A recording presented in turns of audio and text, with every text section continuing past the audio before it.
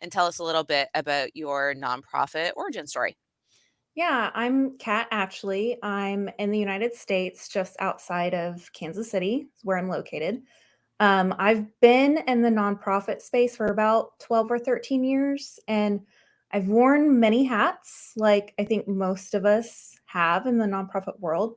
Mostly, I've worked in the development and program space. Right now, I work for an organization called adoptaclassroom.org. We're a US based national nonprofit that funds pre K through 12 educators and schools to basically get them the resources that they need to help provide a more equitable education for the students that they serve. I love that. That's so needed. I'm in Canada, but very Yeah, similarly, I I don't know. Now I'm gonna have to go and search and see if there's something like this in Canada, just because, absolutely. man, those teachers, they're wonderful humans and doing so much on their own dime often to Exactly. make school Yeah. happen. Yeah. Absolutely. Very cool. And so lots of nonprofit hats, like you said. What's your favorite part of working in nonprofit? Yeah. So, in my current role, I'm working on our corporate sponsorship team. So basically, we get to work with companies and their foundations that are very interested in advancing education and helping support teachers and students. And as you said, we all know that maybe not just in the United States, but around the world, a lot of our Yeah. schools are drastically underfunded. And in the United States, a lot of times your zip code really dictates what kind of education, quality of education you have. Absolutely. And so what we get to do is I work with our corporate sponsors to help shape and implement programs that help achieve our shared objectives. So, for instance, we might have a company that's really interested in supporting teachers in the communities where they have offices or their employees live and work. We can work with any school across the country, and we basically get to match a corporate sponsor with a local school if that's the direction they want to go. But then we also work with companies that maybe they're not so much driven by an exact location, but they want to make an impact on STEM education because they realize that we need to prepare our future for 21st century work skills. Yeah. Or maybe they might be interested in supporting inclusive classrooms or advancing racial equity in schools. I basically get to play matchmaker with those I know, I was companies gonna and say, all the yeah, feels. I love that. exactly, and help connect them with, schools and educators who are brilliantly talented, very passionate about what they do, very compassionate with their students, but they just lack the financial resources that they need to provide that kind of quality education that their students deserve. So I think that's the favorite part overall of my work, not just in my current role, but in my entire career in nonprofit work, is bringing together people who weren't connected before to generate impact in a way that none of us could have done on our own. Is there something magical about that? I think I had, one of our hivers at one point say to me, like, "We're the bridge," right? Like, the people who Yeah. work in nonprofit are that, like, connecting point between Mhm. communities, donors, all of those people Yeah. to the mission, because you're describing what can happen and imagining a future or a possibility for a future that may not have even crossed that person's mind, that Mhm. company, that person, individual's mind, of like what they could do to make a better future. And so I love that about nonprofit work, is that it's almost like imagining a different future and then figuring out how the heck to get there in Right. right? Exactly. So not just dreaming, but actually doing and being very tactical Yeah. about it, and also, like, not getting caught up in the what sometimes can feel like the overwhelming, challenging nature of our work, but actually Absolutely. doing the thing, you know? Absolutely. Okay, so then this leads perfectly into my next question, which is, what do you find to be some of the bigger challenges of working in social impact and doing this work? Yeah, so I think honestly, no matter what cause area you're working in or even what part of the world you're working in, there are a lot of issues that, people in the nonprofit space we talk about a lot, like the overhead problem. Yeah. the lack of funding to do our work. We're not in the business of making widgets, we're in the business of making impact. But Yeah. whether you're making widgets or you're creating impact, it takes money to do that work. And that's something that I think everyone in the nonprofit space knows very, very well. And then there's just this, sometimes it can feel overwhelming because we are working against really complex, seemingly intractable challenges. Otherwise, we Absolutely. wouldn't be having to do this work. And a lot of the causes we're working in, they're none of these issues are happening in isolation. Absolutely. Yeah. So, if you're working at a food bank, you're not really, it's not just a hunger problem. There's job loss, generational poverty, racism, discrimination, the skyrocketing cost of food and climate change. Like all of these factors are swirling together. And for most of us who are working in nonprofits that don't have hundreds of millions of dollars at our disposal, I think sometimes it can feel overwhelming when you're working in such a broken system. Um, and then, of course, burnout is a very common topic and one that I think something that plagues most nonprofit organizations. And again, I think a lot of this is interconnected. Like, why are we burnt out? Because we don't get paid enough. We don't have enough funding to do the work we need to do. We're working with deeply entrenched systemic issues. Um, but I think there's one area where nonprofit leaders do have a little bit more control and influence over, and that's this work life balance that we all talk about. Yeah. And it is possible, but I think it has to come down from leadership. So, one of the things that drew me to the organization I'm at now is everything from the job posting to every level of interview I had with my peers and supervisors and even the executive director.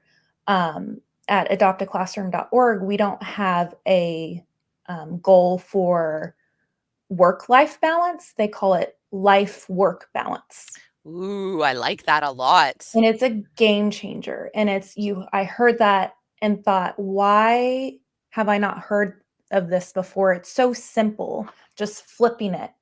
And it's not just something that's on paper. There's a beautiful manifesto about why we believe in this life work balance and what that looks like at work. So things that we all know we should be doing, like, you know, not working outside of your hours, protecting your nights and weekends, being paid fairly.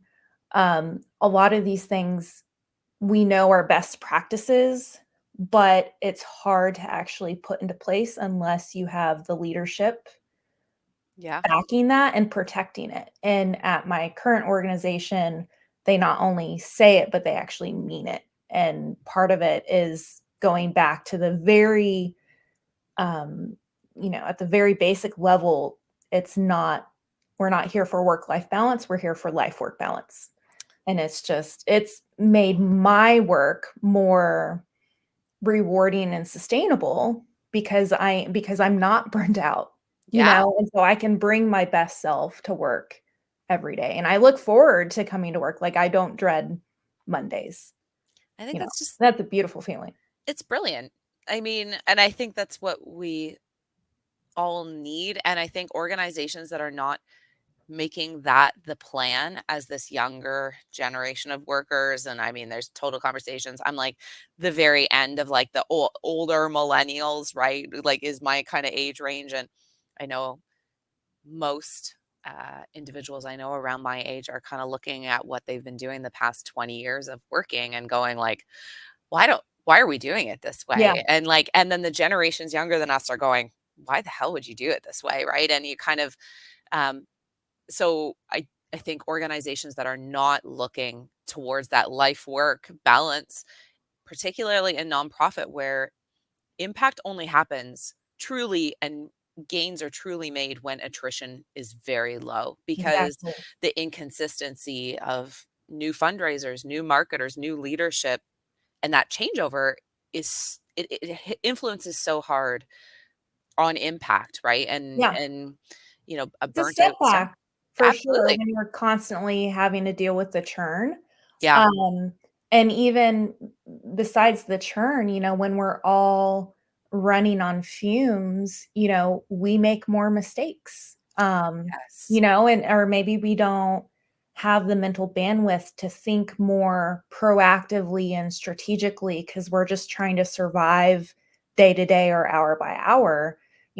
We're just not going to be as effective when we're running on such low fumes. Yeah. Fuel. Yeah. Yeah. Or so many nonprofits invest in strategic planning. They pay a bunch of money and they get Mhm. like, someone in there. But if your team's totally burnt out, like I know a lot of organizations who are doing a strategic plan every 3 years because critical people that were supposed to help Mhm. implement on the strategic plan later leave, and then it's like, well, you almost have to start over from scratch because Right. now that strategic plan doesn't work because one of your linchpin individuals, which I think is frequent in nonprofit, that there are linchpins, particularly in smaller orgs. Yeah. If that person leaves, it's a pretty big shakeup, to anything Absolutely. you'd planned for the future. Okay, this is fantastic, and also I wanna see this manifesto because that looks incredible. Um, and so next question is, how does peer support, connecting with others in social impact, just support your work and your continued, time in nonprofit? Yeah, so I think this is something that need for connection and peer support. I don't think it's unique to the nonprofit space. I think it's just critical for human beings. We are social creatures. Our brains are wired to make connections. And so when you're able to connect with other people, like-minded people, or people working with similar challenges, people who naturally empathize with what you're Yeah, going through, I think it just helps fill a basic need that we all have. And that's part of the reason why I love being in the nonprofit Hive is because you guys make it so easy for us to find those new connections. And especially someone like me, I'm a little bit more introverted. And I need, space to connect with other people, yes. But I also need like my alone time, yeah, and especially in today when we're living in like a post-COVID world where in-person events are happening less frequently. yeah, Um, Knowing that every week I can make a new connection with someone that I would have never crossed paths with before had I not been in the Hive is just um, really hopeful and refuels my energy. I know after every single call I have, I'm leaving it more energized. I've learned something new. I've been able to laugh with someone over a shared experience. And I think that's just part of the beauty of these connections is I never know who I'm going to be matched with, but yeah. I always know I'm going to feel better and more energized after the conversation. And it's just 30 minutes. It doesn't even take that much, but it's really magical and beautiful what Oh, you guys are doing. thank you. Well, and I think you're right. Like 30 minutes in the scope of a work week is not very much. And for many of us who are working remotely or, small teams or whatever, I think there's a little bit of that. You're still talking about your work and your life, but it's with the stakes a lot. Like you're not talking necessarily about the like fundraising campaign you're Mhm. working on currently or this corporate sponsor who hasn't returned your calls, but you are still getting to talk about the work almost on a level that is really hard to do in the day-to-day Yeah, grind of yeah, nonprofit. Yeah. yeah, absolutely. And see that a lot of us do have very similar challenges, Yeah. and we're not in it alone by any means. And so I don't know, it's always been re-energizing again every single time I have a Hive chat. and just the flexibility of being able to do it as my schedule allows, when my schedule allows. There have been a few weeks where I've had busier work weeks, or maybe I've been traveling. And so knowing that I may skip a week or two, but I can always come right back to it Yeah. is something that works really well for me, and my goals of trying to just, again, find more connections with other people that I would have never come across if I hadn't been in the Hive. Well, I love one of the things you noted too is as an introvert, sometimes big events feel like too much, right? Mhm. Like they feel like a lot to kind of go out and do that level of networking, particularly post COVID. I count myself as an extreme extrovert, and I still have had a few times where I'm like, this is not how I felt after these types of events in the Yeah, past. Like it's quite a bit, right, to take on. But that one-to-one connection, I think, in an attempt for scaling to get more connections, to get more, we forgot about what happens when it's just one to one and you get this yeah, depth that comes with the connections that is not that I think it's discouraged in nonprofit. I just think there's not very many opportunities for it. It just right. really naturally exists to meet a stranger who does similar work to you. Like there's just not much out there like it. Yeah, yeah. And so you do get the depth in those one-on-one connections, but then I feel like I'm also tapping into this breadth of the network too, because if I see someone in an interview or posting a comment on LinkedIn Yeah, with the nonprofit Hive, I might come across someone, maybe in the education space that I'm in, and think, okay, I haven't had a Hive chat with them, but I know I can reach out to them because they're in this community, and I yeah. might send an invite to say hello and organize our own little one-on-one. So I think it's hitting that sweet spot of depth and breadth of connection. I think you're I think you're right. I actually have hilariously had a few times recently where I went to go and make a connection between two people because I'm like, "Oh my goodness, they're in the same time zone. This is amazing." Like the same time slot picked. This is amazing. I'm going to connect these two people finally. And then they've already gone, "Oh, well we thanks for connecting us this week, but we already went and did it Yeah. ourselves." Because we've Yeah. seen you commenting. We've seen each other Right. commenting on stuff. And I'm like, "You're so sweet." Thanks guys. So I know that people are kind of taking it offline and Mhm. building out their own, network because, and I think we chatted about this a bit before, like, it's attracting a certain type of people who are really um, looking to find more peer support, looking to find, this level of potential connections or this type of, group that really wants to resource share, potentially collaborate.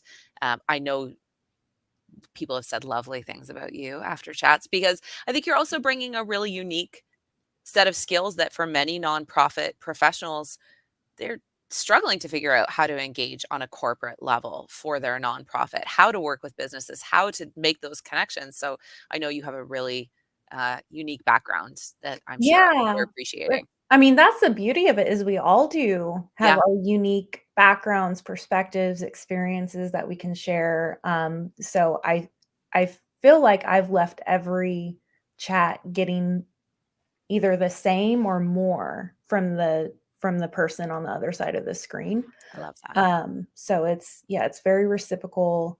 Um, I think it's just the beauty, that tapestry, of all of us coming together. And if there's anything I can do to help, share a piece of information or advice, I know that, again, the person on the other side of the screen has their own unique thoughts and perspectives and ideas that's going to help me too. So it's all, we're all in it together. Absolutely. Even if we're in different cause areas, different countries, our purpose is shared. Yeah, absolutely. Well, thank you so much. I appreciate you doing this, Kat. This was amazing. And thanks for being one of our Hive members who shows up. And I know instantly it's a easy match. Everybody's thrilled to be put with you. So thanks again. Well, thank you. Thank you. And thanks to everyone in the community who makes it possible. It's Absolutely. really enjoyable and a meaningful experience to be part of. Perfect. Cheers.